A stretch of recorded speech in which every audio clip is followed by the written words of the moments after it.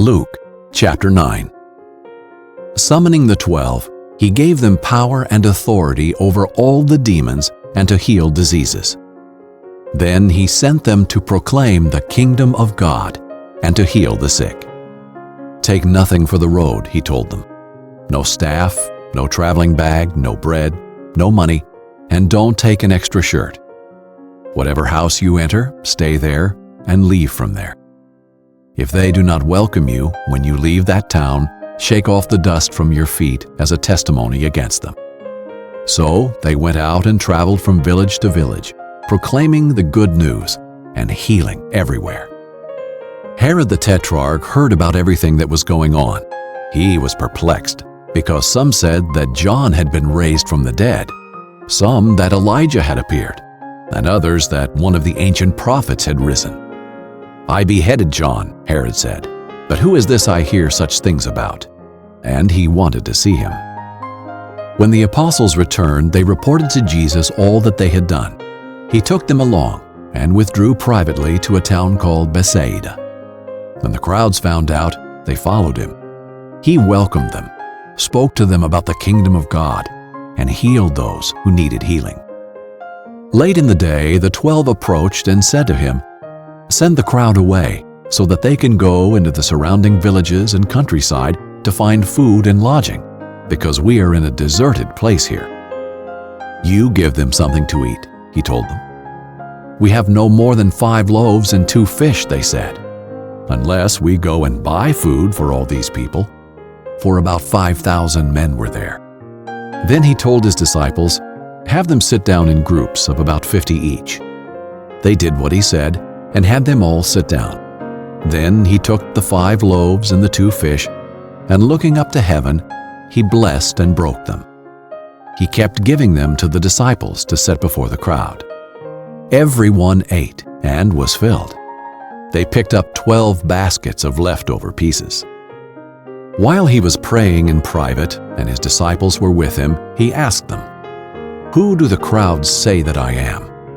They answered, "John the Baptist, others, Elijah, still others, that one of the ancient prophets has come back." "But you," he asked them, "who do you say that I am?" Peter answered, "God's Messiah."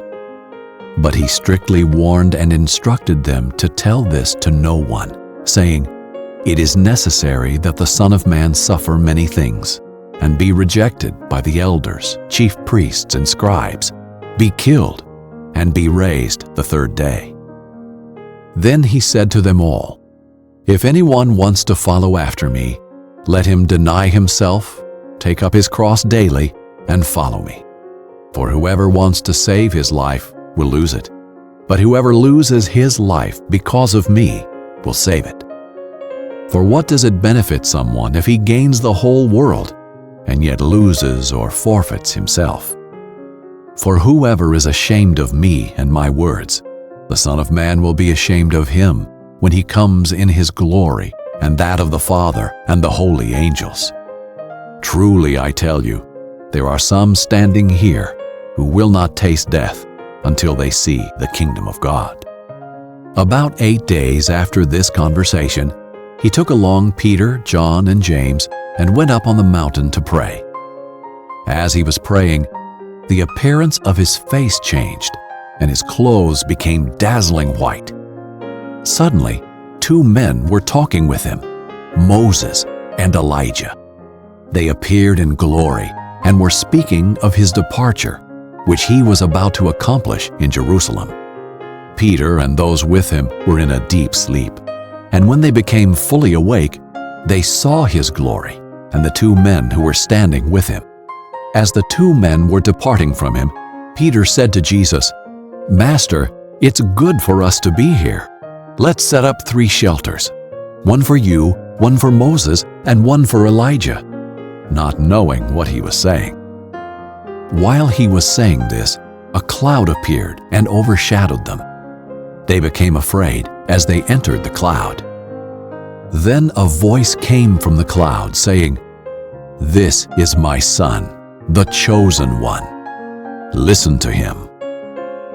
After the voice had spoken, Jesus was found alone. They kept silent, and at that time told no one what they had seen.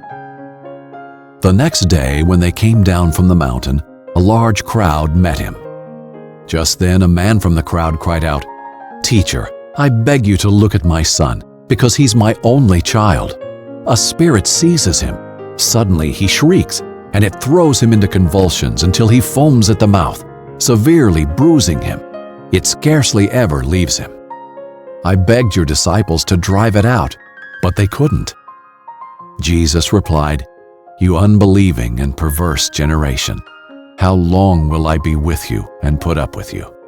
Bring your son here." As the boy was still approaching, the demon knocked him down and threw him into severe convulsions.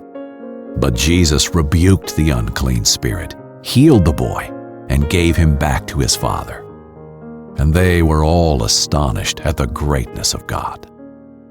While everyone was amazed at all the things he was doing, he told his disciples, "Let these words sink in. The Son of Man is about to be betrayed into the hands of men." But they did not understand this statement. It was concealed from them, so that they could not grasp it, and they were afraid to ask him about it. An argument started among them about who was the greatest of them. But Jesus, knowing their inner thoughts, took a little child and had him stand next to him. He told them, "Whoever welcomes this little child in my name welcomes me, and whoever welcomes me welcomes him who sent me. For whoever is least among you, this one is great." John responded, "Master, we saw someone driving out demons in your name, and we tried to stop him because he does not follow us." "Don't stop him," Jesus told him, "because whoever is not against you is for you." When the days were coming to a close for him to be taken up, he determined to journey to Jerusalem. He sent messengers ahead of himself, and on the way they entered a village of the Samaritans to make preparations for him. But they did not welcome him, because he determined to journey to Jerusalem. When the disciples James and John saw this, they said, "Lord, do you want us to call down fire from heaven to consume them?" But he turned and rebuked them, and they went to another village. As they were traveling on the road, someone said to him, "I will follow you wherever you go." Jesus told him, "Foxes have dens, and birds of the sky have nests, but the Son of Man has no place to lay his head." Then he said to another, "Follow me." "Lord," he said, "first let me go bury my father." But he told him, "Let the dead bury their own dead, but you go and spread the news of the kingdom of God." Another said, "I will follow you, Lord, but first let me go and say goodbye to those at my house." But Jesus said to him, "No one who puts his hand to the plow and looks back is fit for the kingdom of God."